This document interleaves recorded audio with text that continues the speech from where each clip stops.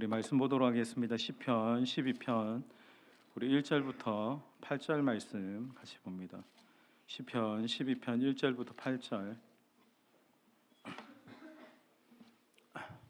우리 1절부터 8절 저와 여러분이 교독하면서 읽겠습니다. 시편 12편 1절부터 8절입니다. 여호와여 도우소서. 경건한 자가 끊어지며 충실한 자들이 인생 중에 없어지니이다.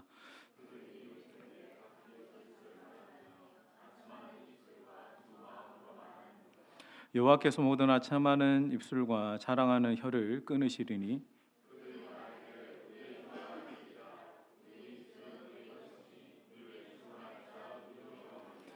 여호와의 말씀에 가련한 자들의 눌림과 궁핍한 자들의 탄식으로 말미암아 내가 이제 일어나 그를 그가 원하는 안전한 지대에 두리라 하시도다.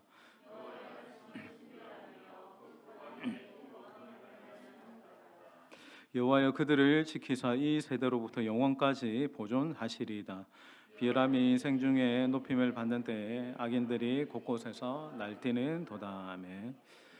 계속 우리가 수요기도회, 금요기도회 시편 말씀을 쭉 묵상하면서 좀 한 구절 한 구절 생각해 보는데, 여러분 시편은 다윗의 시편들이 많습니다. 근데 그 다윗의 시편들을 묵상하다 보면 여러분들 이런 생각을 들 거예요.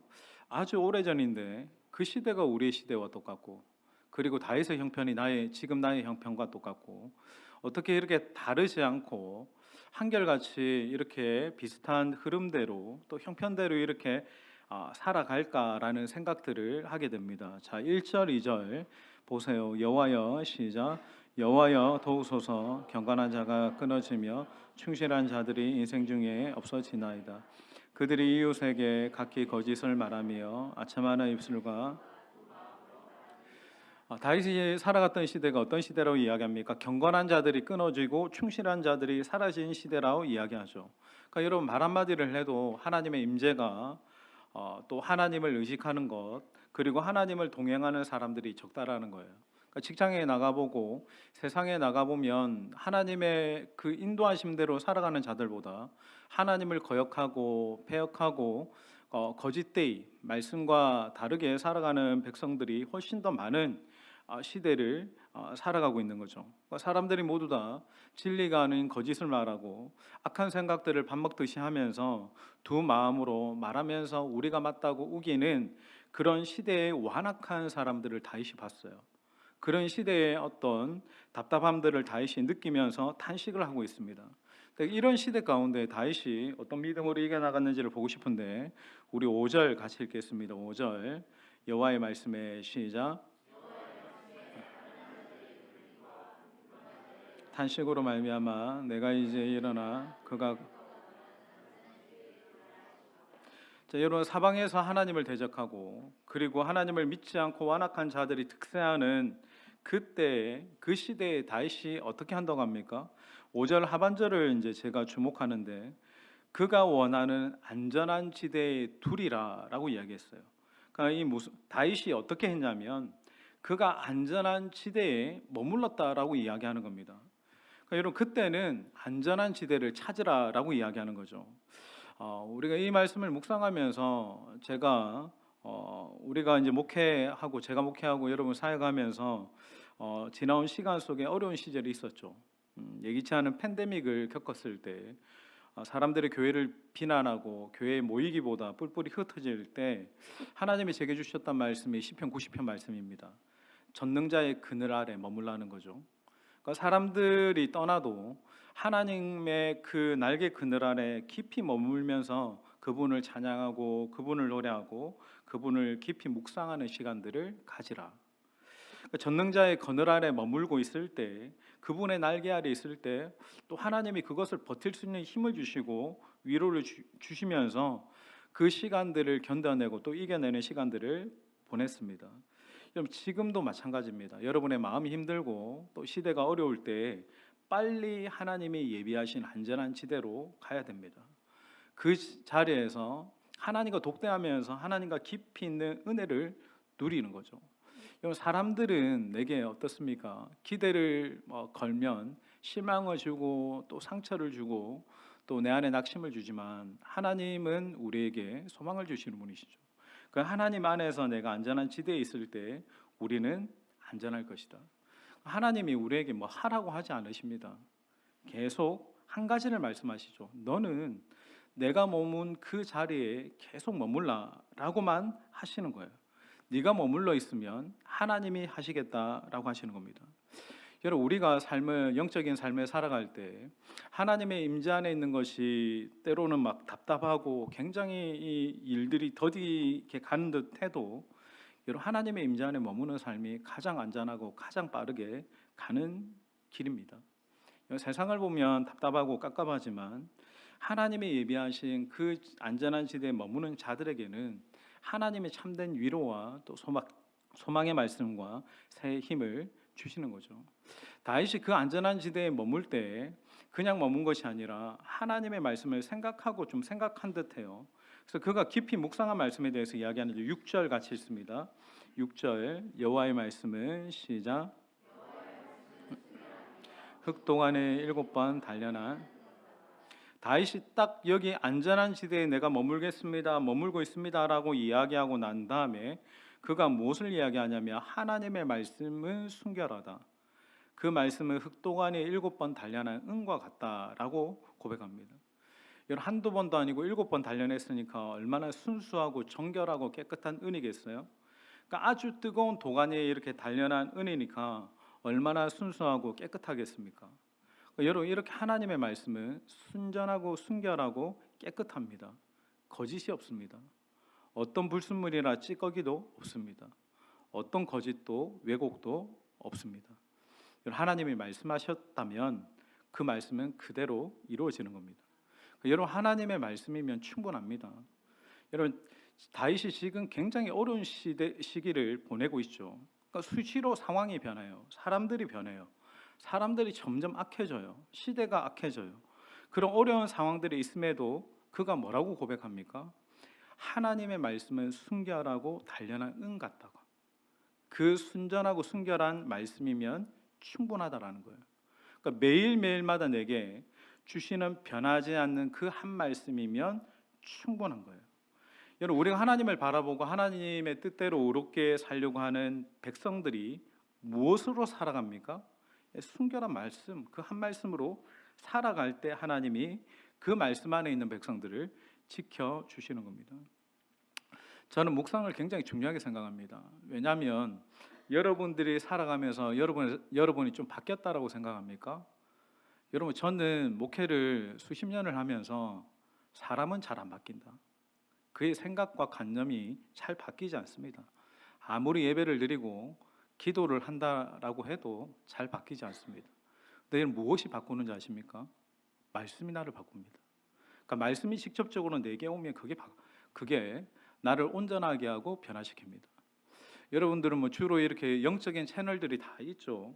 유튜브 방송 보면서 뭐 좋은 설교 방송 듣고. 근데 제가 묻고 싶은 것은, 그래서 여러분이 바뀌셨습니까?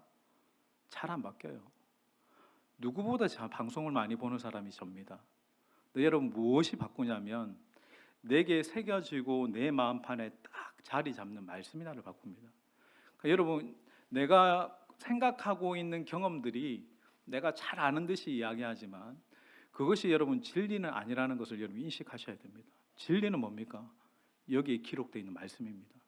그 말씀을 내 생각 속에, 내 마음판에 계속 새기면서 어려운 상황이 왔을 때 내 안에 있는 이 말씀이, 새겨진 말씀이 상황을 향해 던질 때에 그 말씀이 그 상황을 바꾸는 능력이 통로가 된다는 거예요.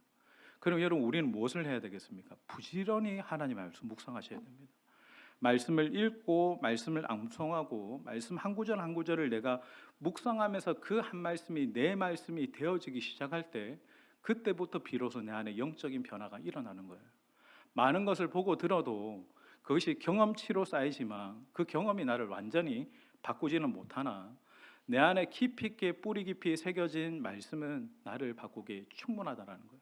그러니까 여호와의 말씀은 순결하고 도가니에 7번 이렇게 달구어진 단련한 은과 같다라고 얘기했어요. 이 말은 무슨 말입니까? 다윗이 무엇을 이야기하는 겁니까? 말씀은 완전하다는 거예요. 그 말씀 자체는 완벽하다라고 하는 겁니다. 제가 장년들하고도 묵상방 하면서 묵상을 하는데 이분들이 이런 이야기를 했어요. 묵상을 할 때 아침에 제대로 적지를 못해도 아침에 내가 보았던 한 문장, 한 글자가 하루 종일 생각이 난다라는 거예요.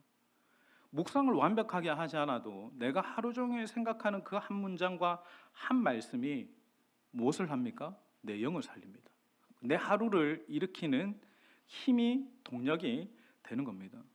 여러분, 묵상하는 분들은 열심히 묵상하십시오. 말씀이 내 안에 살아있는 한 나는 살 수 있고 승리할 수 있습니다.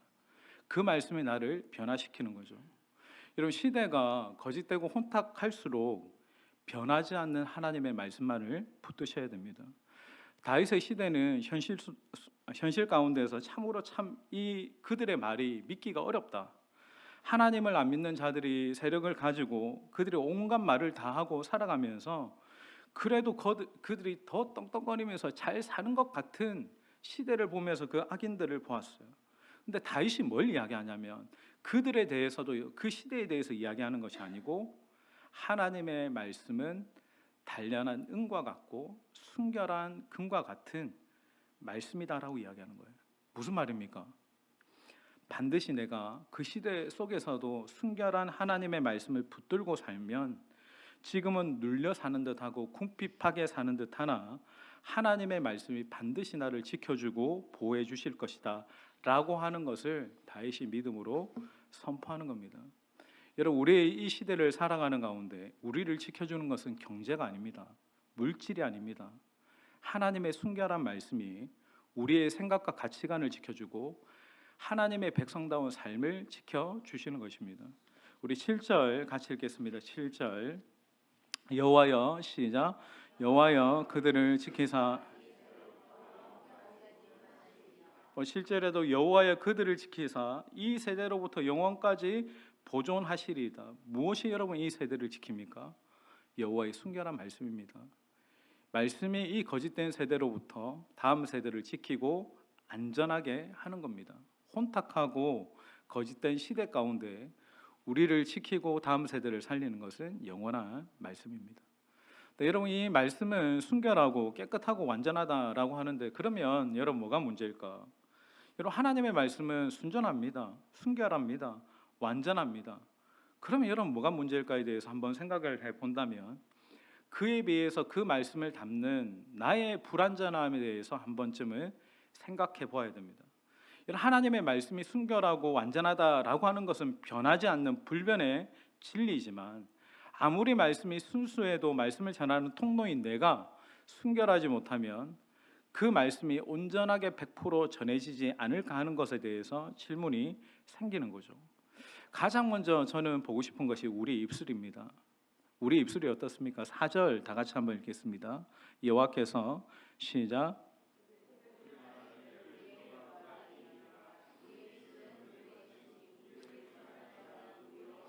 우리 3절 4절 연결해서 한번 읽겠습니다. 3절 4절 여호와께서 시작. 여호와께서 모든 아첨하는 입술과 자랑하는 혀를 끊으시리니 그들이 말하기를 우리의 혀가 이기리라 우리의 입술은 우리 것이니. 그 우리의 혀가 4절에 보면 이기리라라고 할 때 우리의 입이 우리의 혀가 이기리라라고 하는 이 말의 의미는 뭐겠습니까? 내 말이 옳다라는 거예요. 그러니까 내가 하는 말이 진리라는 거예요. 그래서 우리의 입술을 주관할 자가 누구리요라고 할 때 누가 나의 혀를 주관할 것인가 라는 말입니다. 그러니까 이 말은 내가 옳다는 게 옳은 거지.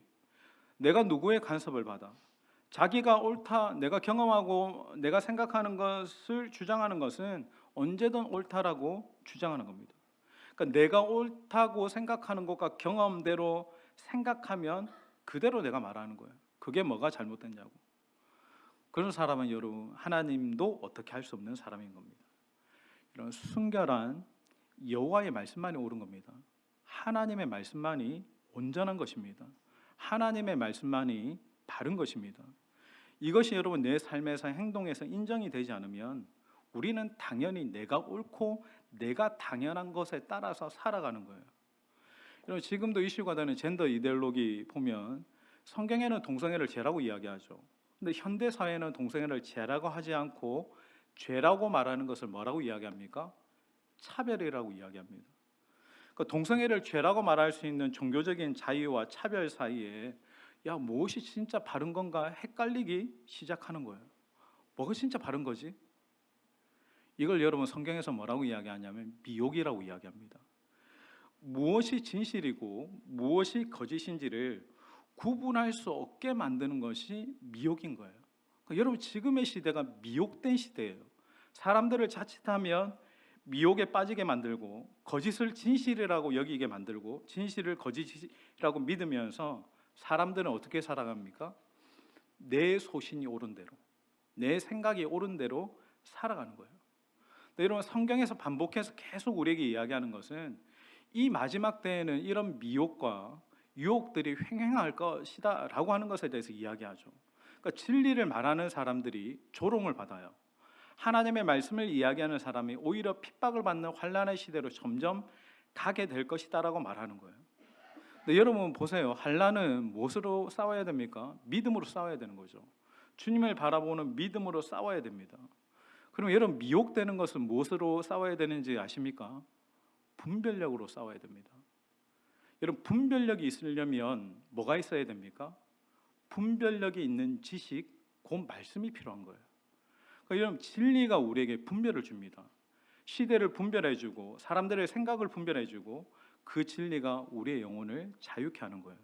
그러니까 우리의 신앙은 말씀을 말씀 그대로 믿고 말씀대로 따라가는 거예요. 내가 생각하고 내가 경험했던 것이 아니라 오늘 내가 묵상했고 내 생각에 내 마음판에 새겨진 그 말씀을 그대로 믿고 따르는 겁니다.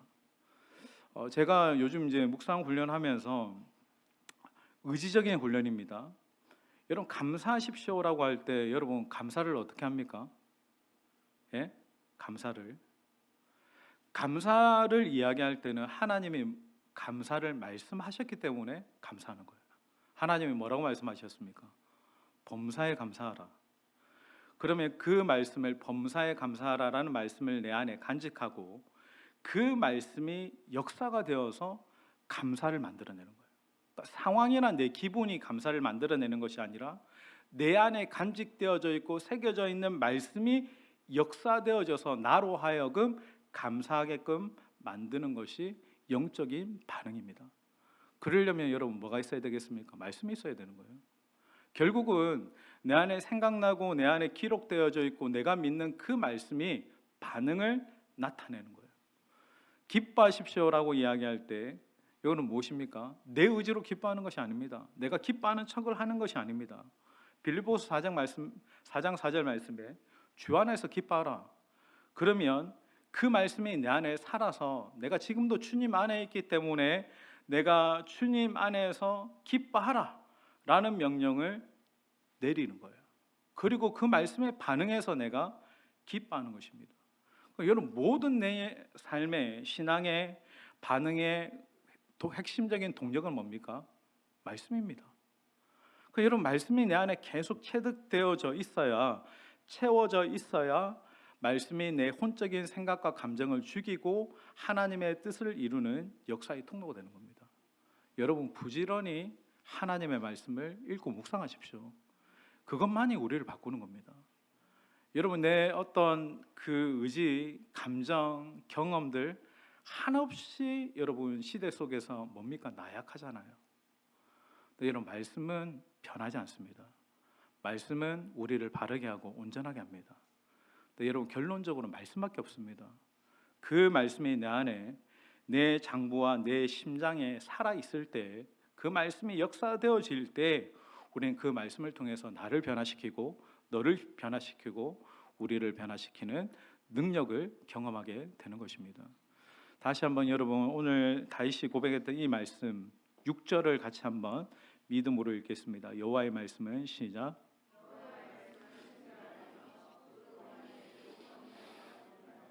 네, 가장 완전하고 완벽한 것은 하나님의 말씀입니다. 여러분 그 하나님의 말씀을 부단히 묵상하고 그 말씀을 심령에 새기고 그 말씀이 이끄는 삶을 살아가는 저와 여러분이 되시길 주님의 이름으로 축원합니다.